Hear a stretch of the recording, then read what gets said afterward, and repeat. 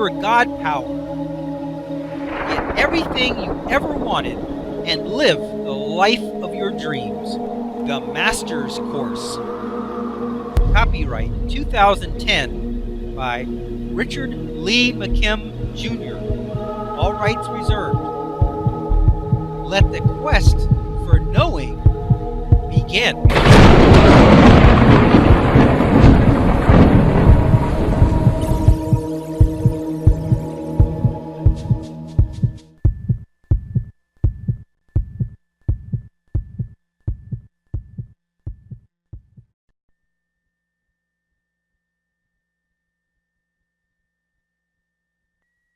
Okay, question number 4. Your conscious and physical sensations can be best described as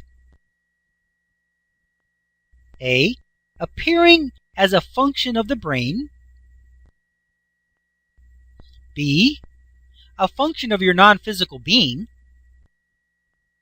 C. Residing outside of the physical body and only being projected there. Or D. All. Man, these are easy. That's D. Of course. Your conscious and physical sensations, your consciousness and physical sensations can be best described as A. Appearing as a function of the brain. Absolutely. Why do you think scientists think that that's where it comes from? They poke around in the brain and you remember things and part of your brain is missing and you forget something and all that because they're appearing as a function of the brain, but they're not. Listen, if your brain is supposed to be representing that it has memories, and you take a part of it out, whatever memories were supposed to have been represented there, you can't have. Why? Because the part of the brain that was representing that it had them is not there, so it's not appropriate for you to have those memories. Do you still have those memories? Absolutely. And if you knew it, you could get your memories just as if they were always there, because they were never gone. Just like the people who don't have eyes or were blind from birth, does that mean they can't see? No, of course they can see. When they popped out of their body, they could see. It's just that if the eyes are representing sight and they're not functioning, it's not appropriate for you to have sight if you don't have eyes.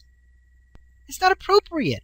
The representation, if the volume switch on the music player on the screen is down to the bottom to 0, it's appropriate that you don't hear the music. Not because you couldn't, but because it's just appropriate. If you change the representation, if you put the volume slide up to the top to 10, it's appropriate for the music to be loud. But it's just a representation. It doesn't mean that the music couldn't be loud or not loud without that function. But if a piece of your brain is missing or not working or got injured or whatever, then whatever it was supposed to have been doing, just in the same way as the eyes were supposed to have been seeing, if it's not working now, then it's appropriate that it represents that whatever that was, you can't do now. But is that true that you can't do it now? Not at all.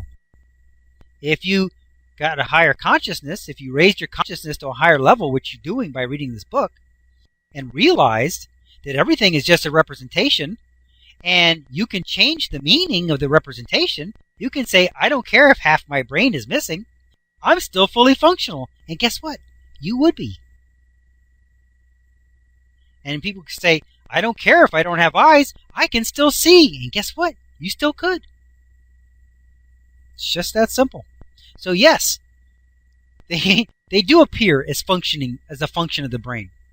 B, a function of your non-physical being. Here it says, your consciousness and physical sensations can be best described as a function of your non-physical being. Absolutely. That's where it all happens. That's where all the power is. That's where everything is really going on. It's really going on there. That's where it really happens. We know that from so many ways, but just simply when the people pop out of their body in near-death experiences and and out-of-body experiences, and still they're consciously aware, and they can see and they can hear and all that, and their body's laying down on the operating table. Come on. It's not a function of the body. It's a function of the non-physical being. And then C, your consciousness and physical sensations can be best described as residing outside of the physical body and only being projected there. Absolutely, because that's exactly what it is.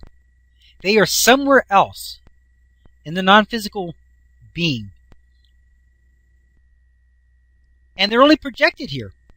You have a physical representation of an eye, and then you have the sensation of sight, and they're put together very nicely, by the way. It's a great system. I mean, really, it's magnificent. It's genius. The sight sensation is right where your eyes are.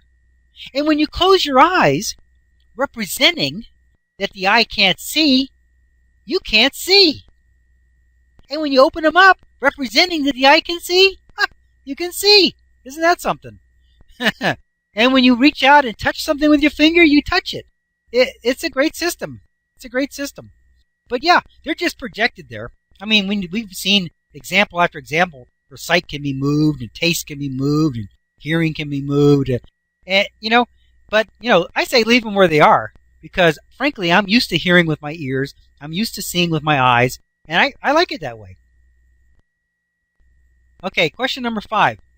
Ghosts and angels have the ability to... This is a trick question, by the way. I'm going to tell you right up front. It's a trick question. Ghosts and angels have the ability to A. Appear to anyone. B. Become physical without being born first. C. Alter your reality. Or D. Create meanings in your experience. Now, this is a trick question. Read it carefully. I'm going to read it one more time. Ghosts and angels have the ability to A. Appear to anyone. B. Become physical without being born first. C. Alter your reality. Or D. Create meanings in your experience. Well, the answer is B. Become physical without being born first. That's the nature of what they're about. They just flash into existence. It's easy.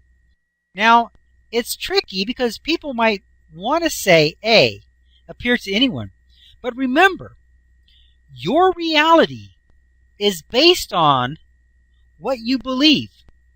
And if you don't believe in ghosts and you don't believe in angels, you can't see them. They can't be in your experience. If they are in your experience, you won't recognize them as ghosts and angels. You won't know that that's what they are. You can't. Because you don't believe in them, you can't experience that. It can't be in your reality. So they cannot appear to anyone. They can appear to anyone who believes in them, absolutely. But other than that, if you don't believe in them, you can't experience it. B, we already covered that. That's the answer. Become physical without being born first. C, alter your reality. No, they can't alter your reality. Only you can alter your reality. Only you can change your mind. Only you can give meaning to something. Only you can change meaning of something. And when you change meaning or give meaning, you alter your reality. Now, if you see a ghost or an angel, or you hear about them or read about them or learn about them, and you change your thoughts about them, and as a result you've altered your reality, yeah. But remember, you altered your reality. They didn't. You may have decided to do it because of your awareness, but it was you. You altered your reality. Nobody else can alter your reality. Nobody. Nobody. Only you create your reality. Okay, and D, create meanings in your experience. That's the same thing as altering your reality. No one can create meanings in your experience. There's meanings out there. There has to be, because that's what the basis of everything that's out there is. It's got a meaning, therefore it exists. But they don't create meanings in your experience. You create meanings in your experience. Or you accept the meanings present. But it's always up to you. It's always you.